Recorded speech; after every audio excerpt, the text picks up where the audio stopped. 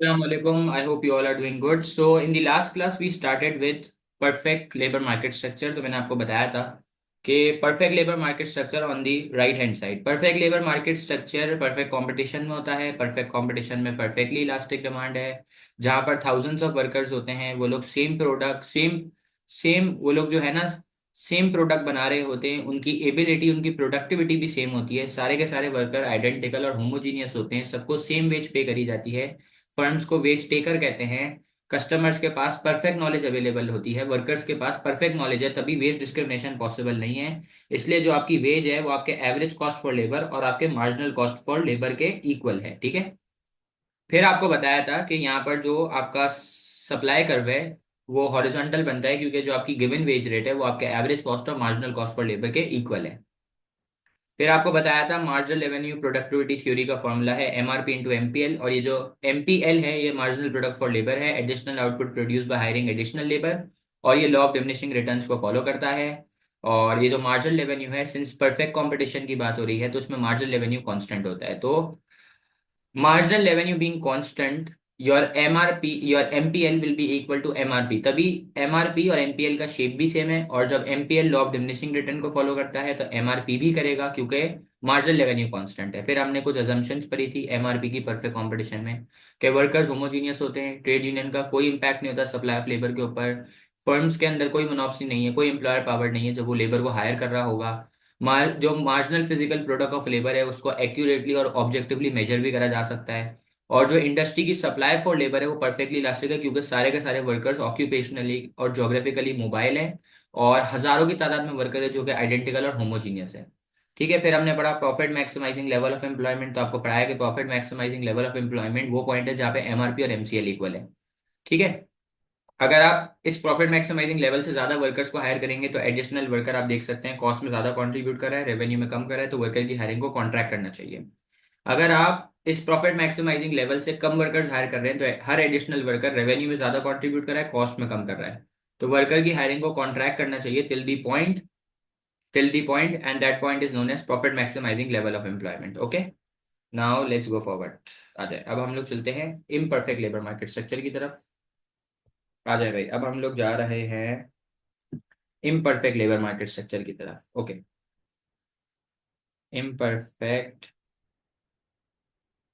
Imperfect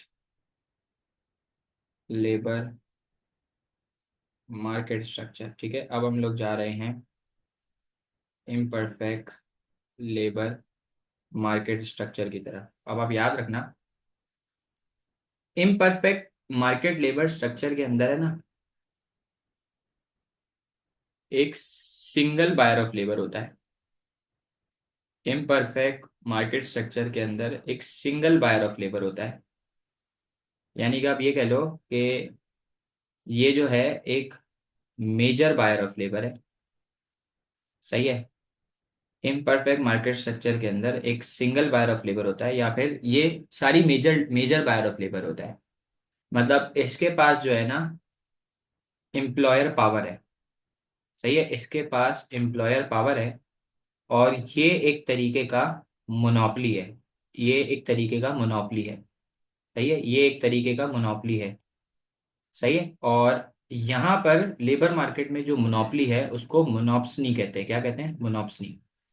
क्या बोला भाई? इम्परफेक्ट लेबर मार्केट स्ट्रक्चर के अंदर एक सिंगल बायर ऑफ लेबर है, जिसके पास जो एक तरीके का मोनोपली है, और जिसके पास पावर है to influence the wage rate. जिसके पास पावर है to influence the wage rate. जिसके पास पावर है कि वो वेज रेट को इन्फ्लुएंस करेगा. और लेबर मार्केट में, इम्परफेक्ट लेबर मार्केट में जो फर्म है उसको मोनोप्सनी कहते हैं. तो मोनोप्सनी एक सिंगल बायर ऑफ लेबर है. बेसिकली एक सिंगल फर्म है जो कि मेजोरिटी लेबर को बायर करती है, और उसके पास पावर होती है कि वो वेज रेट को इन्फ्लुएंस कर सकता है. ठीक है. अब आप याद रखना कि सिंस ये एक मेजर बायर ऑफ लेबर है, इसलिए वेज की इसलिए वेज की डिस्क्रिमिनेशन होती है. सर, सिंस ये एक मेजर बायर ऑफ लेबर है इसलिए वेज की डिस्क्रिमिनेशन होती है. और वेज की डिस्क्रिमिनेशन का क्या मतलब है कि आपकी जो वेज रेट है वो एवरेज कॉस्ट ऑफ लेबर और मार्जिनल कॉस्ट ऑफ लेबर के इक्वल नहीं है, जो मैं आपको टेबल बना के प्रूफ कर दूंगा। और ऐसा क्यों पॉसिबल है? ऐसा इसलिए पॉसिबल है क्योंकि there is imperfect knowledge. Sir ऐसा क्यों पॉसिबल है? क्योंकि इम्परफेक्ट नॉलेज है। इम्परफेक्ट नॉलेज है, वेज की डिस्क्रिमिनेशन हो रही है। ऐसा क्यों हो रहा है? ऐसा क्यों हो रहा है? क्योंकि इम्परफेक्ट नॉलेज है, वेज की डिस्क्रिमिनेशन हो रही है। तो आपको क्या बताया sir? Imperfect labour market structure के अंदर जो फर्म होती है उसको मोनोप्सनी कहते हैं। तो sir what is monopsony? Monopsony is a single buyer of labour, और जिसके पास मेजोरिटी बायर ऑफ लेबर है, जो कि जिसके पास पावर है कि वो वेज रेट को इन्फ्लुएंस कर सकता है। ठीक है, फिर आप याद रखना कि यहाँ पर जो मोनोप्सनी को है ना वेज मेकर कहते हैं। सर मोनोप्सनी को क्या कहते हैं? मोनोप्सनी को वेज मेकर कहते हैं। सवाल, सर मोनोप्सनी को वेज मेकर क्यों कहते हैं? क्योंकि उसके पास जो है ना वो पावर है वेज रेट को इन्फ्लुएंस करने का, इसलिए वो खुद से वेज सेट करता है। तो इसको वेज मेकर और वेज सेटर भी कहते हैं। ये वेज खुद डिसाइड करता है कि यार मार्केट में क्या वेज रेट होगी। सही है। और यहाँ पे इम्परफेक्ट नॉलेज होती है, इसलिए जो है ना क्या कहते हैं, वेज की डिस्क्रिमिनेशन हो रही होती है। ठीक है, फिर आप याद रखना कि यहाँ पर जो है ना वो मार्जिनल रेवेन्यू जो है ना आपका, वो कांस्टेंट नहीं होता, क्योंकि अब हम लोग इम्परफेक्ट मार्केट पढ़ रहे हैं। तो मैं इधर लिख दूँ marginal revenue is not constant. ठीक है, इधर लिख देता हूँ कि मार्जिनल रेवेन्यू भी कांस्टेंट नहीं है। जैसे परफेक्ट में मार्जिनल रेवेन्यू कांस्टेंट था, वैसे इम्परफेक्ट में कांस्टेंट नहीं है, क्योंकि इम्परफेक्ट कंपटीशन की बात हो रही है। सही है। अच्छा, फिर आप याद रखना कि जो आपका मार्जिनल रेवेन्यू प्रोडक्टिविटी का जो कर्व है वो परफेक्ट में लॉ ऑफ डिमिनिशिंग रिटर्न को फॉलो करता था। तो यहाँ पर जो आपका एमआरपी का कर्व है वो डाउनवर्ड स्लोपिंग कर्व होगा due to falling MR. Sir ये मार्जिनल रेवेन्यू का कर्व डाउनवर्ड स्लोपिंग होगा ड्यू टू फॉलिंग एमआर। क्यों होगा भाई? क्यों? Due to falling MR, marginal revenue गिर रहा होगा, इसलिए एमआरपी का कर्व डाउनवर्ड स्लोपिंग है, क्योंकि यहाँ पर मार्जिनल रेवेन्यू कांस्टेंट नहीं है। सर तीसरा, यहाँ पर जो आपका सप्लाई फॉर लेबर का कर्व होगा वो होगा अपवर्ड स्लोपिंग। क्या बोला भाई? यहाँ पर जो सप्लाई फॉर लेबर का कर्व होगा वो होगा अपवर्ड स्लोपिंग कर्व। सर यहाँ पर जो सप्लाई फॉर लेबर का कर्व होगा वो होगा अपवर्ड स्लोपिंग कर्व। ठीक है, ओके। तो मैंने आपको क्या बताया भाई? इम्परफेक्ट लेबर मार्केट स्ट्रक्चर, क्या कहते हैं, imperfect labour market structure imperfect competition में होता है। यहाँ पे जो फर्म है उसको मोनोप्सनी कहते हैं। मोनोप्सनी एक तरीके की मोनोपली है, जो कि मेजर बायर ऑफ लेबर होती है, उसके पास एम्प्लॉयर पावर होती है, उसके पास पावर होती है कि वो वेज रेट को इन्फ्लुएंस करेगा। उसको वेज मेकर कहते हैं, वेज सेटर कहते हैं। वो अपनी वेज को खुद से डिसाइड करता है। सर यहाँ पर वर्कर्स के पास इम्परफेक्ट नॉलेज होती है, इसलिए वेज की डिस्क्रिमिनेशन होती है। इसी वजह से जो आपकी वेज रेट है वो आपके एवरेज कॉस्ट ऑफ लेबर और आपके मार्जिनल कॉस्ट ऑफ लेबर के इक्वल नहीं है।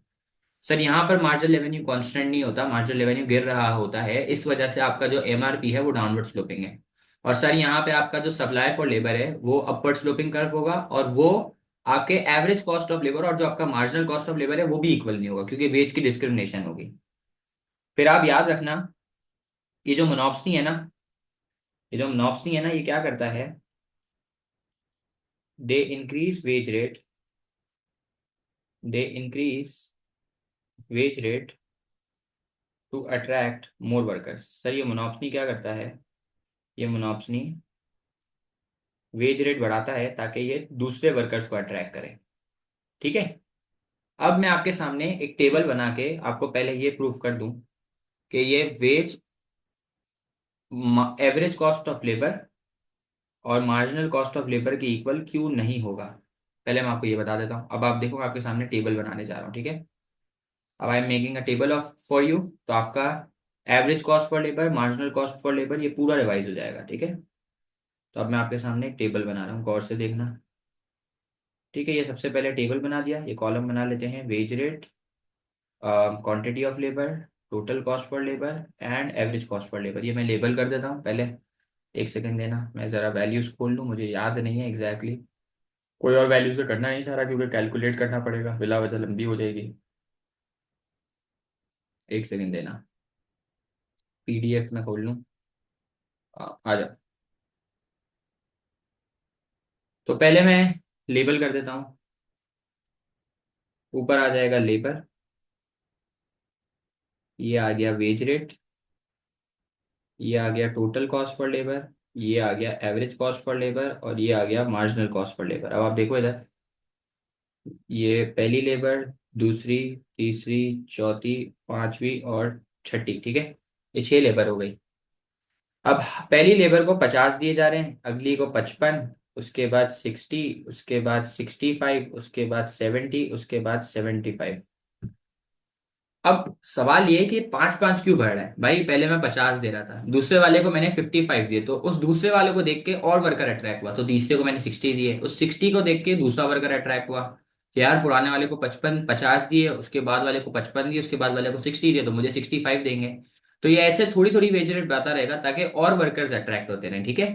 तो इसने 50 रुपए की वेज पे एक वर्कर रखा था, इसने 55 रुपए की वेज पे दो रखे, इसने 3 रुपए की वेज पे 60 रखे, 60 रुपए की वेज पे 3 वर्कर रखे, 65 पे 4, 70 पे 5, 75 पे 6। तो आप कैलकुलेट करो, ये हो गया 50, ये हो गया 1110, ठीक है। और ये हो जाएगा 6 3 180। अच्छा फिर ये क्या होगा? ये होगा 195 if I am not wrong. ये हो जाएगा 195, नहीं ये हो जाएगा, एक सेकेंड रुको, ये हो जाएगा 260, ये हो जाएगा 260, ठीक है। और इसके बाद आ जाएगा 350, और इसके बाद आ जाएगा 450, ठीक है। अब आप एवरेज निकालो ना, एवरेज कॉस्ट पर लेबर क्या होता है? एक लेबर की कॉस्ट। तो आप डिवाइड करो तो क्या आएगा? 50 divide by 1, 55, 110 divide by 110 divide by 2, total cost upon total labour 180 divide by 3, 260 divide by 4, 350 divide by 5, 450 divide by 6। तो ये क्या आ जाएगा भाई? ये आ जाएगा 50, 55, 60, 65, 70, 75। अब मार्जिनल क्या होता है? एडिशनल। मार्जिनल क्या है भाई? एडिशनल। तो आप चेक करो एडिशनल कितना है। पहले था पहले था 50, पहले है 50, उसके बाद है 60, उसके बाद है अल्लाह भला करे 70, उसके बाद है 80, उसके बाद है 90, उसके बाद हो गया 100। तो आप देख सकते हो कि जो आपका जो आपके वेज रेट है वो आपके एवरेज और मार्जिनल कॉस्ट फॉर लेबर के इक्वल नहीं है। आप चेक कर सकते हो, सही कह रहा हूँ मैं? जो आपका एवरेज कॉस्ट फॉर लेबर है वो आपके मार्जिनल कॉस्ट फॉर लेबर के इक्वल नहीं है। नहीं है, ठीक है। नहीं है, ऐसा क्यों है? क्योंकि ये जो मोनोप्सनी है ना, और लिख देता हूँ मैं इधर, थोड़ी सी और डिटेल लिख देता हूँ, क्योंकि ये जो मोनोप्सनी है ये है a sole employer in the labour market. मैं इधर लिख देता हूँ कि ये जो मोनोप्सनी है ये एक सोल एम्प्लॉयर है लेबर मार्केट के अंदर। मतलब ये एक वाहिद बंदा है जो लेबर को हायर करता है, मतलब कोई बहुत बड़ी फैक्ट्री का मालिक होगा, मानी जैसा कोई बंदा होगा, सही है। और आप याद रखना कि ये सही है, ठीक हो गया भाई। अच्छा अब मुझे एक बात बताओ कि मैं ये लिख सकता हूँ कि यहाँ पर जो आपकी वेज रेट है वो आपके एवरेज कॉस्ट ऑफ लेबर और आपके मार्जिनल कॉस्ट ऑफ लेबर के इक्वल नहीं है, क्योंकि आपकी वेज की क्या हो रही है? क्योंकि आपकी वेज की डिस्क्रिमिनेशन हो रही है। सर जो आपका वेज रेट है वो आपके एवरेज कॉस्ट फॉर लेबर और आपके मार्जिनल कॉस्ट फॉर लेबर के इक्वल नहीं है, क्योंकि आपकी वेज की डिस्क्रिमिनेशन हो रही है। अब हमें ये सीखना है कि लेबर मार्केट में डायग्राम क्या बनेगी। तो देखें, सबसे पहले हम लोग दो एक्सिस बनाएंगे, सही है। और दो एक्सिस बनाने के बाद हम लोग लेबलिंग करेंगे। ऊपर आ जाएगा वेज रेट, और वेज रेट को रिप्रेजेंट करते हैं डब्ल्यू से, और नीचे आ जाएगा एम्प्लॉयमेंट लेवल, ठीक है। ये लेबलिंग हो गई। ऊपर आ गया वेज रेट और नीचे आ गया एम्प्लॉयमेंट लेवल, जिसको ई से भी कहा जाता है। अब सर ये जो डाउनवर्ड स्लोपिंग कर्व हो गया ना, ये जो आपने डाउनवर्ड स्लोपिंग कर्व है ना, ये होगा एमआरपी, और ये जो अपवर्ड स्लोपिंग कर्व है ये सप्लाई फॉर लेबर का कर्व होगा, और ये दोनों इक्वल नहीं है, तभी इन दोनों को मैंने अलग अलग कर दिया, क्योंकि वेज डिस्क्रिमिनेशन हो रही है। तो आप देखिए, मैं पहले लेबलिंग कर देता हूँ। ये हो गया एमआरपी, ये हो गया supply for labour is equal to average cost of labour, और ये हो गया मार्जिनल कॉस्ट फॉर लेबर, ठीक हो गया। अब मार्केट वेज रेट क्या है? मार्केट वेज रेट, अब आप लोग तो कॉलेजेस में भी जाते हैं, तो आप लोग प्लीज थोड़ा सा मुझे बताएं ना, मार्केट वेज रेट क्या होगा, profit maximising level of employment क्या होगा, ये तो कल पढ़ाया भी है। सही, थोड़ा सा आप बताएं, अपनी नॉलेज शेयर करें मेरे साथ, तो आप सीखेंगे।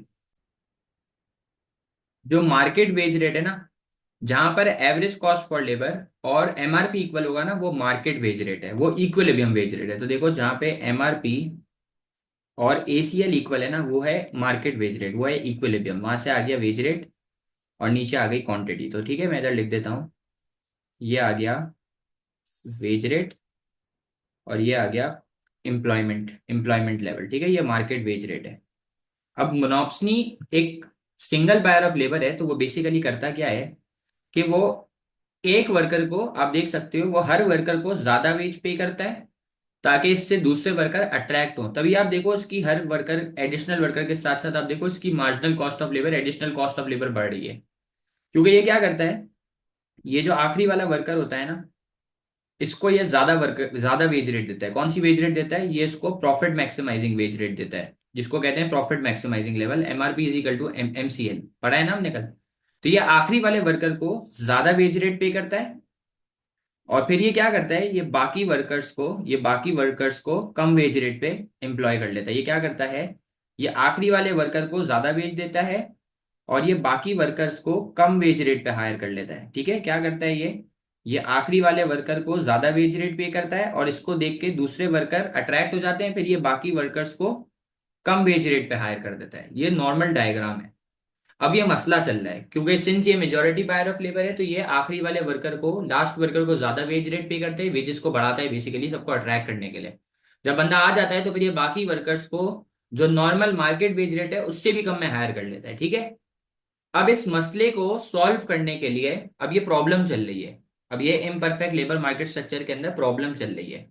अब इस प्रॉब्लम को सॉल्व करने के लिए इंटरवेंशन होगी। अब इस प्रॉब्लम को सॉल्व करने के लिए किसके पास जाया जाएगा, ट्रेड यूनियन के पास जाया जाएगा। और ट्रेड यूनियन को मोनोप्सनिस्ट यूनियन भी कहते हैं। ट्रेड यूनियन को क्या कहते हैं, मोनोप्सनिस्ट यूनियन। क्योंकि ट्रेड यूनियन है ना, ये जो ट्रेड यूनियन है ये लेबर मार्केट का ट्रेड यूनियन है, और लेबर मार्केट के ट्रेड यूनियन को मोनोप्सनिस्ट यूनियन कहते हैं। ये एक ऐसा यूनियन होगा जिसमें सिर्फ जो वर्कर्स हैं, ये उनका उन बेसिकली ये उनकी यूनियन है, और वो जाके मोनोप्सनी से, जो कि मेजोरिटी बायर ऑफ लेबर है, जो कि सिंगल बायर ऑफ लेबर है, उससे जाके बार्गेनिंग करेगी। तो पहले मैं इधर ट्रेड यूनियन के रिलेटेड कुछ लिख देता हूँ। That trade union is an organization trade union is an organization of working people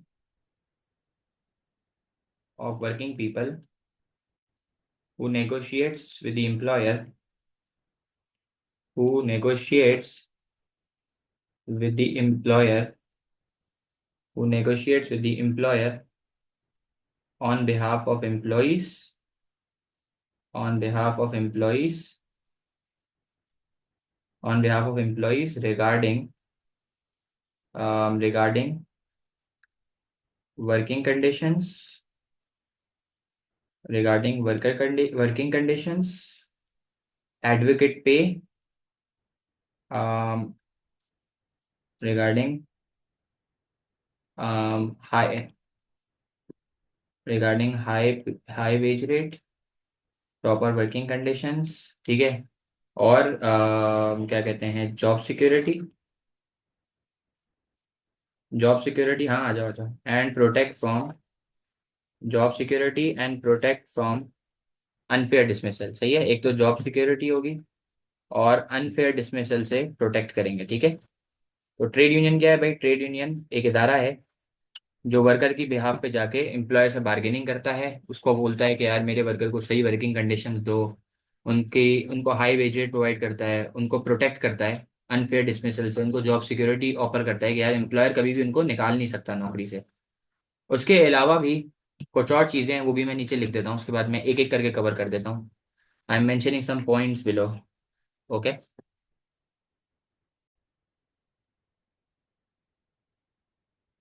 any wage rate at the any wage rate at the perfectly any wage rate at the perfectly um, any wage rate at the perfectly competitive wage rate means trade union means trade union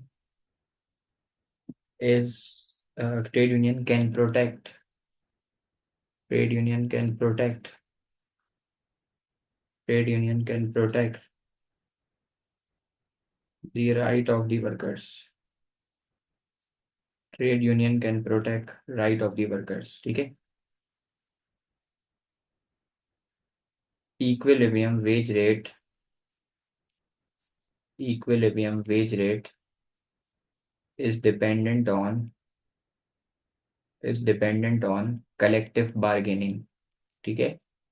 equilibrium wage rate is dependent on collective bargaining, ठीक हो गया। और if the wage rate is at competitive wage rate if the wage rate is at competitive wage rate,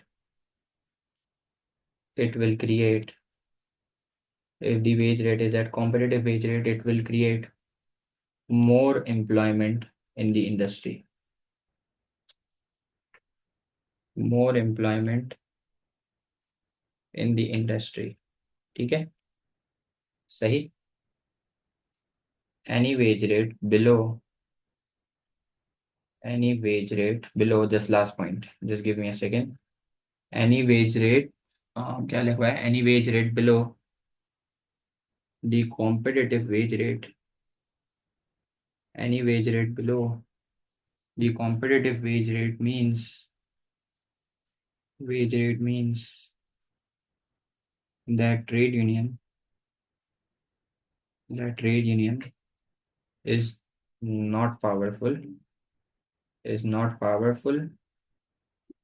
as it will result in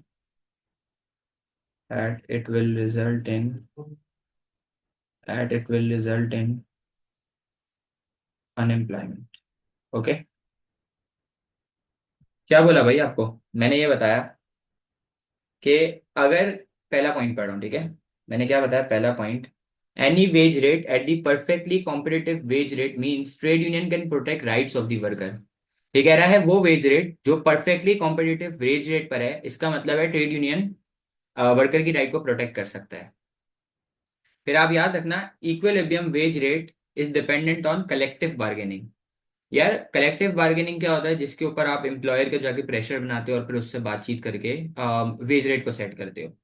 अगर wage rate competitive wage rate पर है, मतलब वो wage rate जो दूसरे वर्कर्स को पे करा जा रहा है, थर्ड पॉइंट की बात कर रहा हूं, अगर वो वेज रेट जो दूसरे वर्कर को पे करा जा रहा है, अगर वो ही मार्केट का वेज रेट बन जाए, तो इससे और एम्प्लॉयमेंट क्रिएट होगी, क्योंकि और वर्कर्स अट्रैक्ट होंगे, क्योंकि competitive wage rate means a higher wage rate.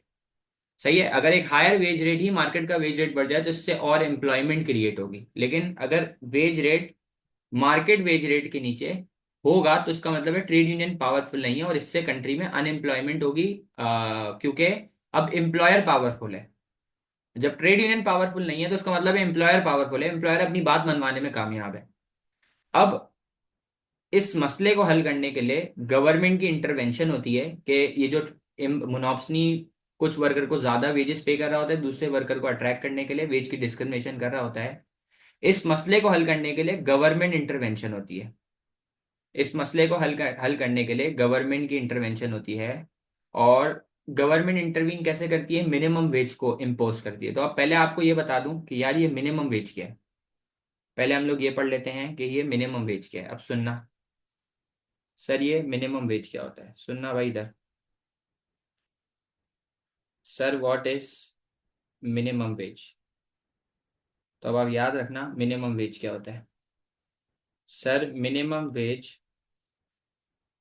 एक वेज कंट्रोल है। सर मिनिमम वेज एक वेज कंट्रोल है, जो कि कौन इम्पोज करता है, जो कि गवर्नमेंट इम्पोज करता है। Sir what is minimum wage, minimum wage एक वेज कंट्रोल है जो कि गवर्नमेंट इम्पोज करता है।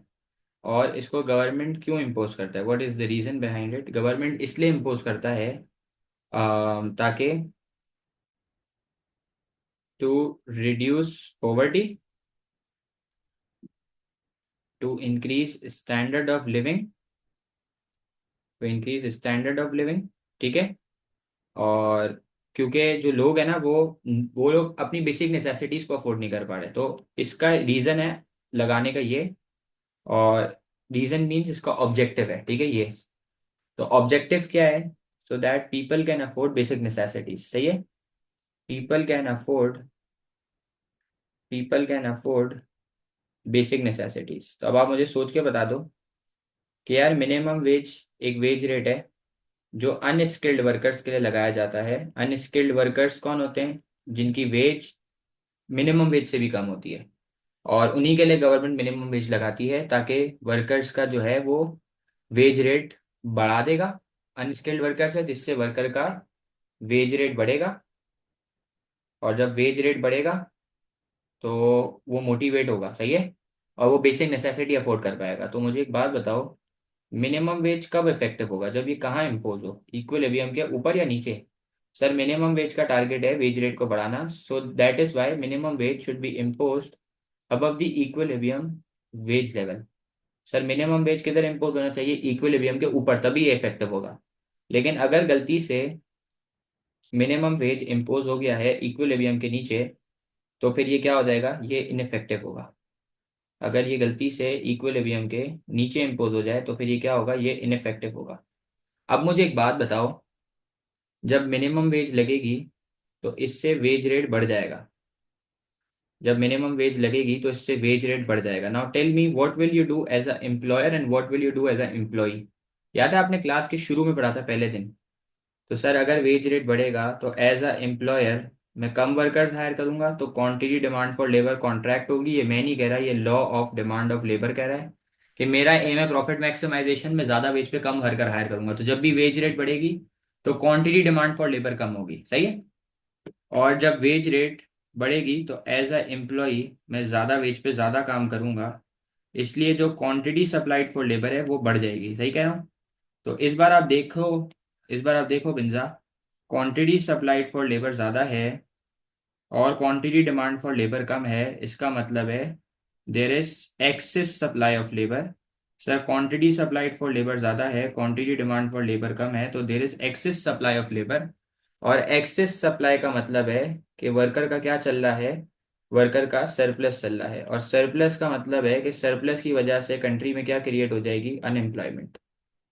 तो अब मैं आपको ज़रा मिनिमम वेज का ग्राफ बना देता हूँ जिसका कोई लेना देना नहीं है, लेकिन आपको एटलीस्ट पता होना चाहिए। तो आप देखें, ये ओ लेवल्स में हम लोग कराते थे बच्चों को, तो ये थोड़ा सा ओ लेवल्स का बना देते हैं ताकि आपको एक अंदाज़ा हो जाए।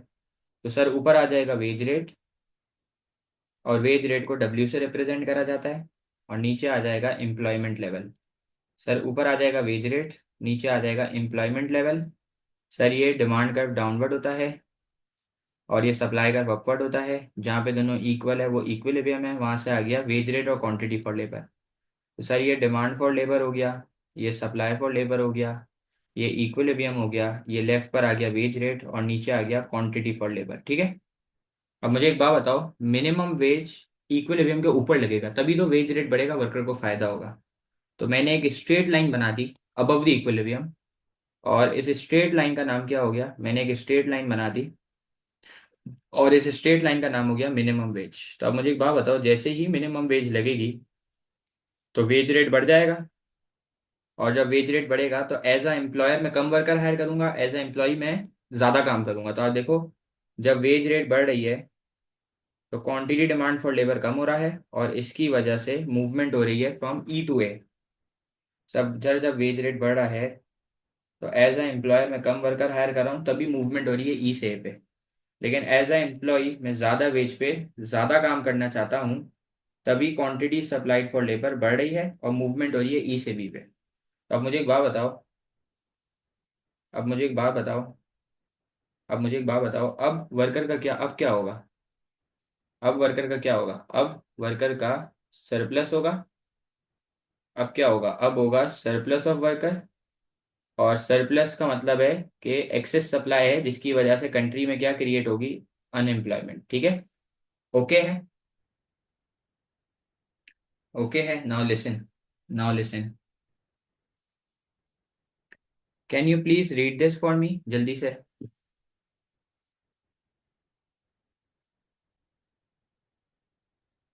अब देखो, जब गवर्नमेंट इंटरवेंशन होगी ना, तो अब ये मिनिमम वेज किधर इम्पोज होगी वो चेक करना है। तो देखो, देर आर टू केसेस।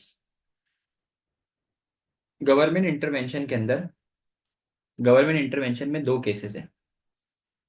ठीक है, केस नंबर वन इज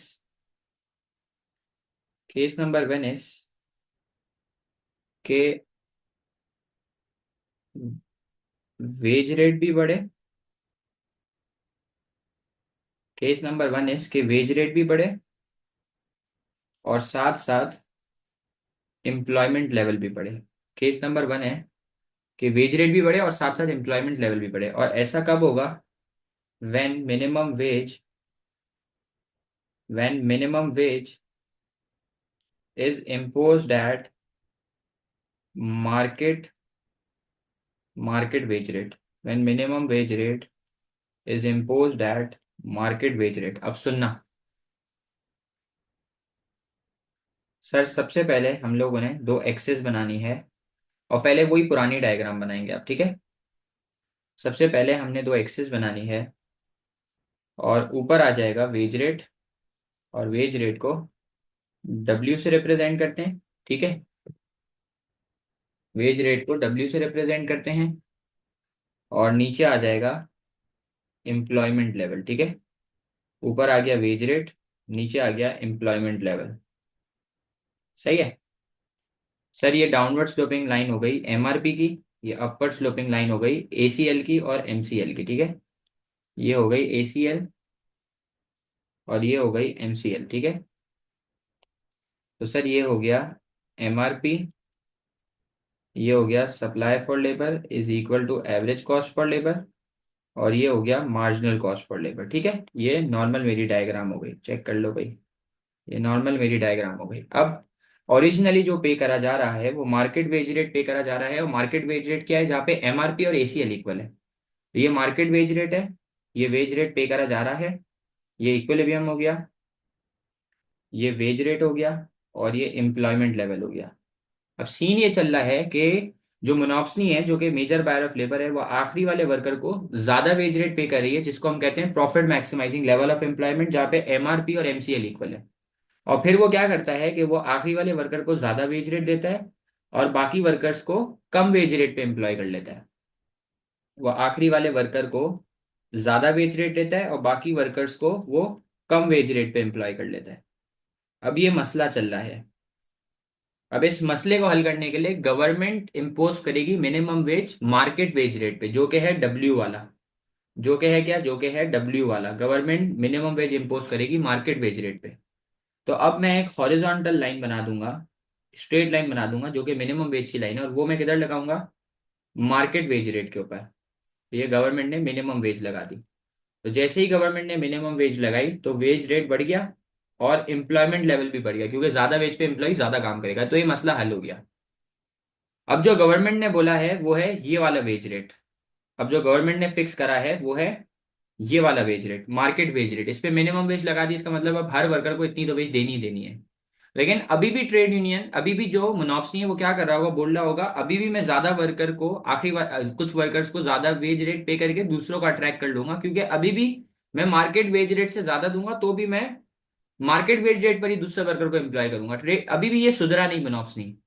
तो फिर मिनिमम वेज, एक और केस नंबर टू है कि अब गवर्नमेंट जो है वो मिनिमम वेज लगाएगी प्रॉफिट मैक्सिमाइजिंग लेवल के ऊपर, जो ये आखिरी वर्कर को जितनी वेज दे रहा था उतने पे लगा देगी। तो केस नंबर टू क्या है? केस नंबर टू है कि वेज रेट भी बढ़ जाए।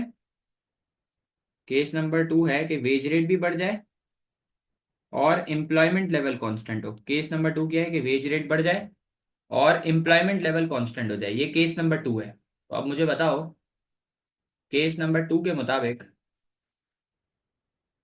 मिनिमम वेज किधर इम्पोज होगा? According to case number two, minimum wage is imposed at profit maximising level of employment, ठीक है। वेज रेट किधर इम्पोज होगा? Profit maximising level of employment पर। सही है। अब मुझे बताओ एक बात। अब ये मैंने वापस दो एक्सेस बना दी, आपको वापसी रिपीट कर रहा हूँ। सर ये जो है ना, ये जो इक्विलिब्रियम है, ये मार्केट वेज रेट है, ठीक है। और ये है मार्केट वेज रेट और ये है मार्केट एम्प्लॉयमेंट लेवल। तो इधर मैं लिख देता हूँ मार्केट वेज रेट, और इधर मैं लिख देता हूँ मार्केट का एम्प्लॉयमेंट लेवल। ठीक हो गया। अब ये वो वेज रेट है जो प्रॉफिट मैक्सिमाइजिंग है, और ये वर्कर्स को पे कर रहा है ताकि दूसरे वर्कर अट्रैक्ट हो। और फिर ये क्या करता था कि ये क्या करता था कि ये इन वर्कर्स को ज्यादा वेज रेट पे करता था और बाकी वर्कर्स को कम वेज रेट पे हायर करता था। ये केस चल रहा है, ये अभी एग्जिस्टिंग सीन चल रहा है, ये एग्जिस्टिंग सीन चल रहा है। अब इस मसले को हल करने के लिए गवर्नमेंट ने पहले मिनिमम वेज लगाया था मार्केट वेज रेट पे, लेकिन ये सुधरा नहीं, अभी भी ये बाकी वर्कर को ज्यादा वेज रेट पे कर रहा था। तो अब जो है वो गवर्नमेंट लगाएगी minimum wage at profit maximising level. तो ये हो गया आपका, गवर्नमेंट ने अब मिनिमम वेज सेट कर दिया प्रॉफिट मैक्सिमाइजिंग लेवल पे। तो आप देखो वेज रेट W1 से बढ़ के, वही वेज रेट W1 से बढ़ के ये MW, ये मिनिमम वेज रेट हो गया। मतलब जो वर्कर W1 पे एम्प्लॉयड हुए थे, अब उन सारे वर्कर्स को ज्यादा वेज रेट मिलेगा, तो सेम एम्प्लॉयमेंट लेवल पे खाली वेज रेट बढ़ गया। तो ये दो केसेस है। ठीक है, अब हम लोग अगली क्लास में पढ़ेंगे economic rent, transfer earnings, backward bending supply for labour का curve, and wage differentials. Then our topic is complete इंशाल्लाह। ठीक है, ओके।